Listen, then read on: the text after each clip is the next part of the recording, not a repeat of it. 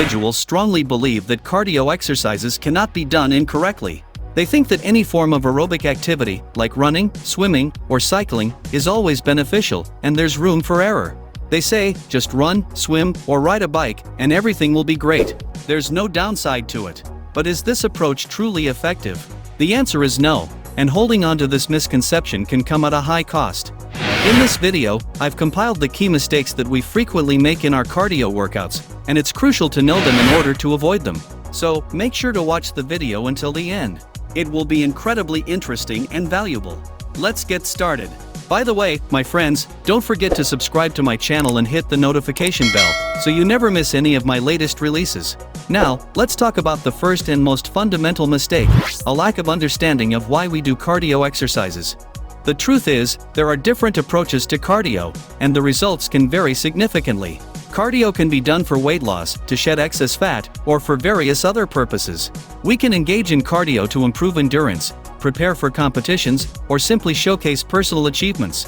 We can also do cardio for the primary purpose of improving cardiovascular health. In other words, the goals can be diverse, such as losing fat, achieving specific results, or enhancing overall well-being.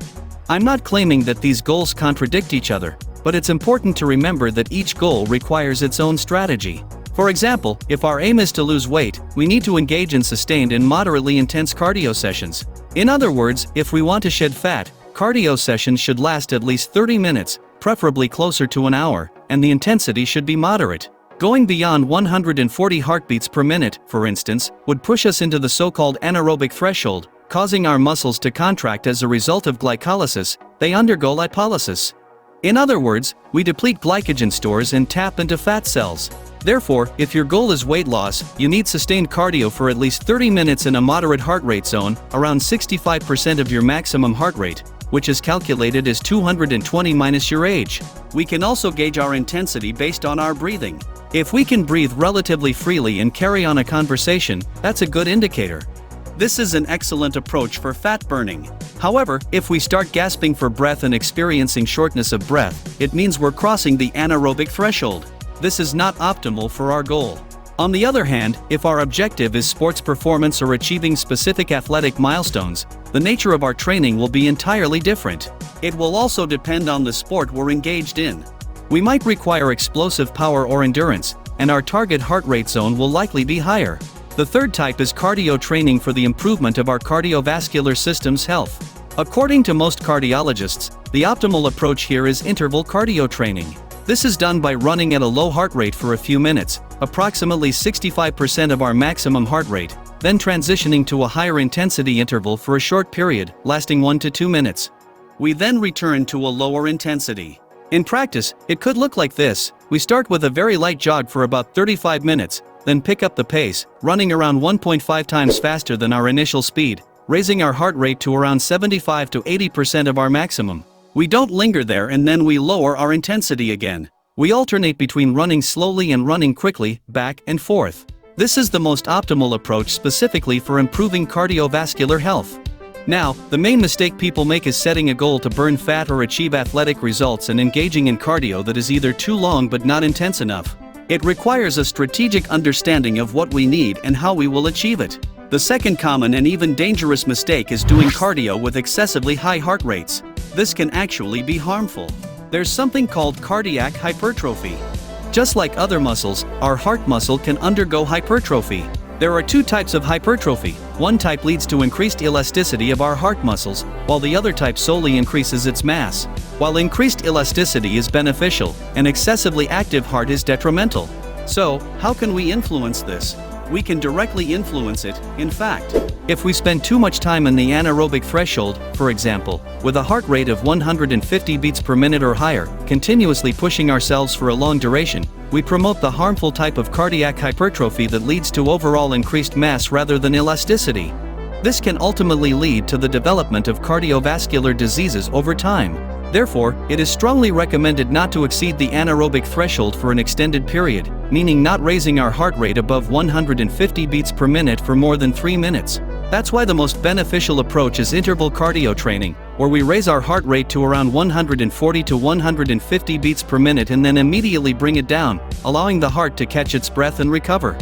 Then, we raise it again for a brief period and quickly bring it down.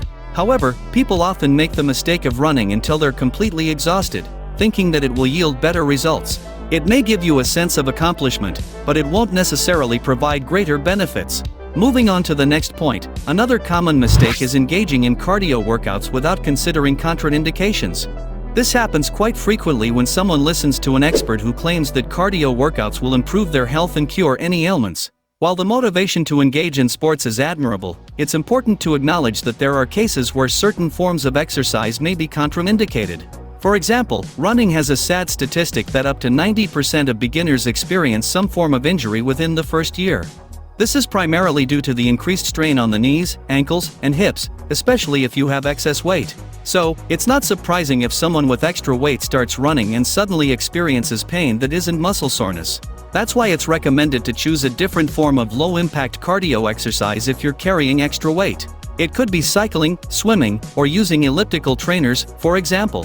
Personally, I prefer the elliptical trainer the most. Even if you don't have excess weight, it's important to learn proper running technique. The joint impact increases, and while some individuals have a greater health buffer and can endure the strain, others may experience knee pain. There are also contraindications for activities such as cycling or using a stationary bike. For instance, people with hemorrhoids or prostatitis are not recommended to engage in cycling since it can worsen congestion in the pelvic area and exacerbate inflammation. In such cases, it is advisable for these individuals to choose alternative cardio exercises like swimming. However, swimming has its own nuances. While it is widely recognized as beneficial for the spine, it is essential to use proper technique and consider specific spinal conditions. For example, cervical osteochondrosis is a common condition, and for individuals with this condition, swimming using the butterfly or breaststroke techniques, which involve tilting the neck backward, is strictly contraindicated. It is much better for them to swim on their back, avoiding the cervical extension. I want to emphasize that I am not saying that running is inherently bad and will destroy your knees, or that swimming will ruin your neck, or that cycling will harm other areas. It's great to engage in various forms of cardio exercise.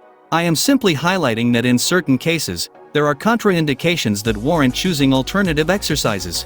It's important to take into account our individual differences and circumstances. By the way, my friends, feel free to share in the comments what type of cardio exercise you enjoy and prefer, whether it's running, swimming, or cycling. My personal favorite is the elliptical trainer. It seems the most appealing to me. What about you? Feel free to share your preferences in the comments. Now, I highly recommend checking out my other video where I discuss the top 5 anti-aging exercises. It's really interesting. You can find the link on your screen, and I've also included it in the video description. I've pinned it in the top comments as well. Be sure to watch it. If you enjoyed this video, please give it a thumbs up and subscribe to my channel. I'll see you in that very video about anti-aging exercises. Until then, take care.